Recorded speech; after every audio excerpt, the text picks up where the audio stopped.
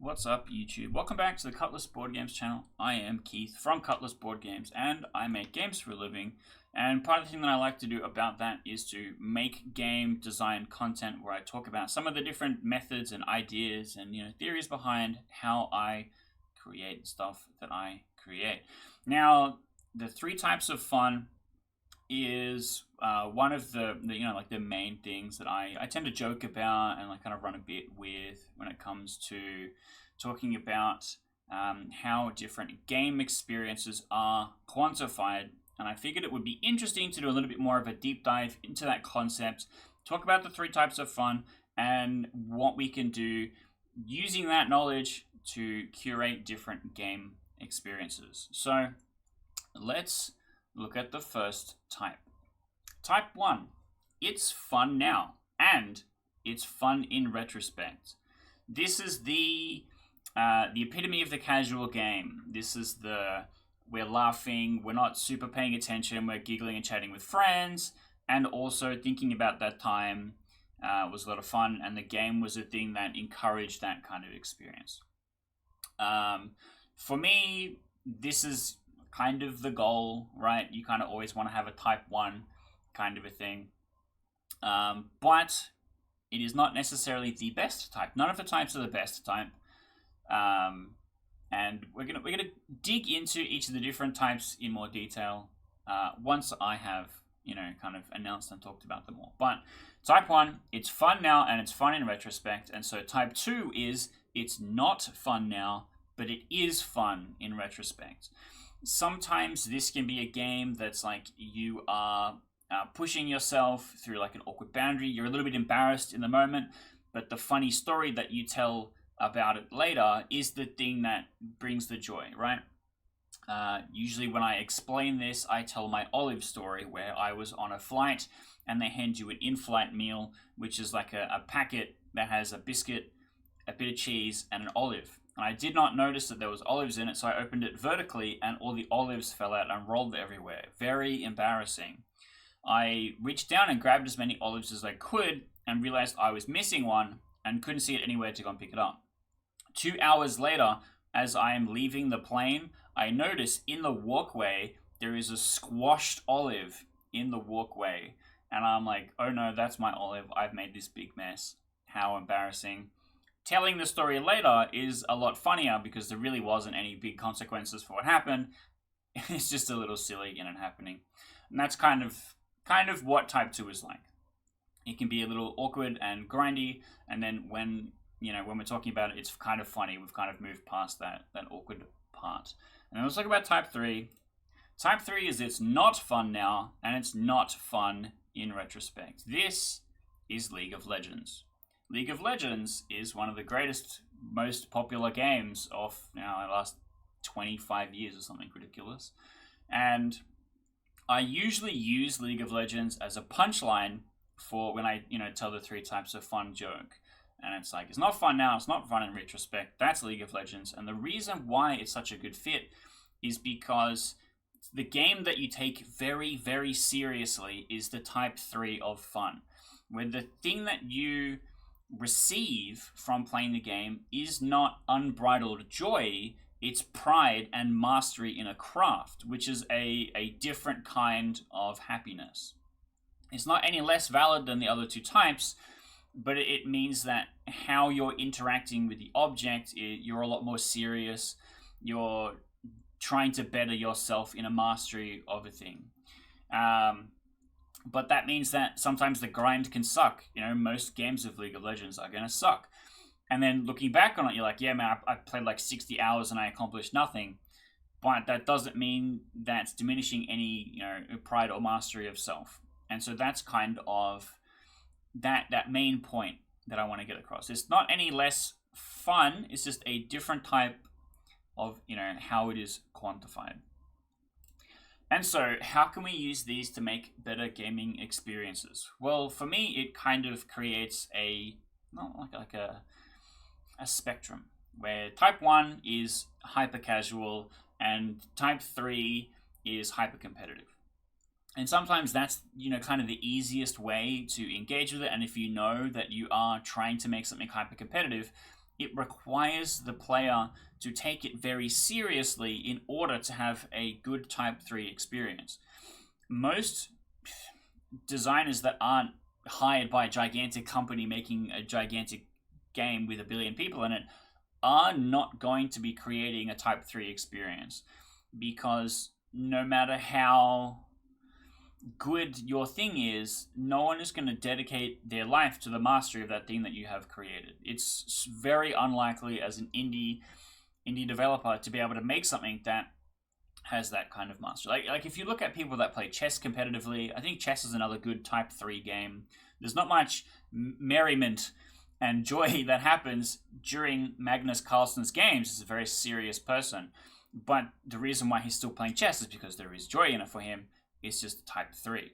And the odds of creating something like chess where people want to devote their whole lives to a mastery over the game is incredibly unlikely. So for the purposes of this, we are not going to be looking at the ability to design a game for Type 3. But let's talk about Type 2. Type 2 is a really interesting one, and sometimes, not all of the time, sometimes Blood on the Clocktower is a really good example of Type 2. Because one of the big things that you know when you're in the Clocktower space and you're encountering people with is they'll tell the story about the game where this cool thing happened. Now, that's the second part, right? That's the it's fun in retrospect. And a lot of those stories don't necessarily enact like, I did this cool thing, I was amazing, right? That's more Type 1. The Type 2 is I was the townsfolk, I was poisoned, I trusted the demon, I nominated and executed the wrong person, but I still had a great time. I recognized somebody else's mastery of the game or somebody else's amazing thing happened, and I have a respect for that. I think that was really cool. I was still part of this experience that was really exciting, but I was not necessarily enjoying when it happened. The Wizard is a fucking great example of his character. The Wizard is not, we are going to have fun right now. A wizard which happens and every single person is like, what the fuck is going on? I don't understand anything. I have a new character, or there's a new storyteller. This thing has happened. The demons changed types. Everyone is mad that they are the mayor. It's chaos, and some people enjoy chaos as a concept when it comes to playing Clocktower. But it's not fun in the moment unless if you are the person perpetrating the chaos. If you're on the receiving end of the chaos, you're like, wow, this is kind of fucked up. I don't know if I can really solve the game or interact with the game or anything, and some of that immediate joy is removed from you. But after the game's concluded, you did your best or whatever, and the grim reveal happens, you see everything that happened, you now develop an understanding of what happened in the game, you see, how other people interacted with it, and then the fun in retrospect starts to kick in, and you get, I was so bamboozled, this was such a great wizard wish, and so on. And so I find that Clocktower is a really great example of this. I've also seen the same thing in like Dungeons & Dragons. Like some of the stories people will tell is that, we had a whole party wipe, or our whole party died, or, this thing happened, which, as is told, you would understand to be a negative experience necessarily. Like it might suck in the moment. I spent, 30 hours creating my character, looking up all the builds and getting art and all this kind of stuff, and then I fucking died in session 1. That makes it sound like it's a negative experience, but telling the story afterwards, you're like, it's kind of funny, and I was probably taking it more seriously than I should have, and you're able to have fun in retrospect. And that's not really something that's easy to design for, but it is something that's easy to consider, and usually the mismatch of expectations can create Type 2 fun. Somebody comes up to doing something expecting that they are very good, right? Like the mismatch in skill can be part of the mismatch of expectations. Nekojima is a fantastic game for this. Nekojima is like a really more complicated Jenga. You're balancing power lines and like a little rope, and then you have to hang cats off it. And you look at it and you go, this would be really, really fun. And then when you're playing it, you're like, this is actually really, really complicated. I'm struggling. Everything's falling apart. I knocked over the whole thing. The stress of what's happening in the moment necessarily might, remove immediate joy, but it is still fun in retrospect, and you can, in reflecting, in observing on what the experience was, have a good time, despite stress in the moment. So there is opportunities to build something like this where you're creating a stressful, or something is withheld from the player, or a disparity in player skill, or something that creates an interesting experience to happen, and then you can kind of lean into type 2. But I think type 1 is kind of always the goal. I feel like you always want to create something that is fun now, and also people want to talk about it later. Now, obviously, we've not talked about the secret type 4, which is, it is fun now, but it is not fun in retrospect. Now, that is going to be how most people interact with indie games. They're going to play it, they're going to go, yeah, this was kind of cool, I appreciate what you're trying to do here, and then they will fucking never think about it again for the rest of their lives. And that sucks, and that's not a thing that we can change or do anything with. Some people will always just interact with something that they're not super interested in that way, and that's fine. That's why I'm not presenting type 4 as a thing that you should care about. Type 4 is the sucks to be you category for the designer.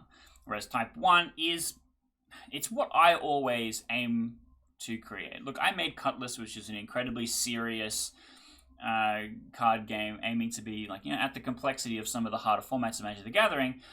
I can't expect people to engage this like it is a type 3 type of fun, because who's going to take that so seriously? There's no competitive structure for them to engage with. There's no, I have to be the guy that beat insert pro player's name. I can't make that. I can make the game, I can make the framework, but I can't create thousands of people playing it. I can't create this competitive atmosphere all on my own. Type 1 is much easier goal to attain.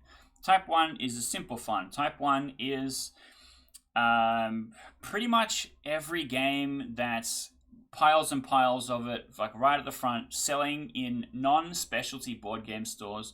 We're talking about Exploding Kittens, we're talking about Here to Slay, and really light kind of games where people can, kind of be playing it and not have to pay so much attention, that they can still be talking and joking and stuff with their friends while it's happening. And then when they look back on it, maybe something big and flashy happened in the game, which made it interesting to talk about in retrospect. Which is kind of tough, it's not always going to be working out perfectly. Sometimes delivering on a really, really unique concept is the best way to make something fun in retrospect. Or, I don't know, it's not something super quantifiable, it's kind of a goal for you to try and attain. To try and slip away from type 4 and actually present something that is type 1. Now, I hope that does help a little bit. It's something I think about a lot. I think about a lot of kind of design concepts and how what I'm building is going to interact with those things. I'm working on a game that I'm going to be showing off at PlayCon, which is me very specifically making a type 1 game. It's incredibly not serious. Everyone is laughing and telling jokes and being goofy, and the game encourages you to perform in comedy, and that's the point of it, trying to create a type 1 experience. And most of the games that I want to make for me, personally, yes, this is a game I wish exists, is more type 3, because I'm a bit more of a serious, crunchy kind of player. I like my knowledge and mastery of the game to be a thing that is represented, and Clock Tower does give me opportunity to do those kind of things, but then a lot of the time there's either a skill mismatch or something doesn't go according to plan, and then it can become a type 2 experience. Or we can play I actually think a good example here is the Teensyville, because the stakes are so much lower, because the game is so much quicker, because so much sillier things are happening, is much more often a type 1 experience. Whereas if you have a 15-player game, there's lots of people arguing, it gets really heated, it can very quickly shift over to a type 2 experience. And one of the things that I did want to talk about with this is not just for you as a designer, you as a person playing the game have to understand what kind of experience you are going to create. Because you might have a cool idea that is a type 2 experience, but if it doesn't achieve any fun in it, it can just be a type 3 experience, and not I'm receiving mastery of the game. It's no, I'm just not having fun now, and I'm just not going to be having fun later when I think about it. Some Clock Tower games go like this, where something happens or people create, oh, we're going to play the most crazy chaotic script, no one's ever going to be able to solve the puzzle. And it's like, but that's the game. Why would you remove the game from the game? The whole point is that we attempt to solve the puzzle. If you remove everyone's ability to solve the puzzle, then it's not a game anymore. And it's not fun now. We're having a horrible time. And it's not fun in retrospect. And I've played plenty of clock tower games that go like that. And I've played plenty of other games that go like that. I went and played Commander recently, because I'm getting back into Magic the Gathering. I went and played at my local Commander event. And while we were playing and having fun, one of the players suggested, hey, we should try and do this. We should build decks that, accomplish this one thing. And that's like, it's fun before it happens. It's miserable while we're playing it, because it was like, what if you removed all these things? What if you had all these constrictions? And then actually playing it, it would take many, many hours, which would eventually drain the fun out of it. And then afterwards, we would just never want to do that again. So if the fun part is before the thing even starts, and Magic, part of it is building a deck and putting hopes and dreams into the deck, that it can accidentally lean towards a more negative type 3 experience rather than a positive type 3 experience, because you're not able to engage with what the game is trying to present. And so a lot of it is, as a designer, as a player, keeping in mind what kind of thing you are trying to create and trying to avoid type 4, doing your best to avoid type 3. Type 3 can be good, but it is unlikely that you'll be able to create a type 3 experience, and always trying to aim for a type 1 experience, because it's much more of a safe bet. Anyway, hopefully that gave you something interesting to think about. I do like to make game design and kind of devlog type videos, so there's going to be a lot of other stuff up on the channel. I will put a playlist up there so you can check out some of the other stuff that I've been working on, and then hopefully maybe this gave you some ideas about games that you could be working on, clock tower scripts you could be working on, commander decks that you could be building, because Group Hug, for example, is a great type 1 deck, whereas Stacks is a great type 3 deck, and you should know better before you sleeve up Stacks in a pod.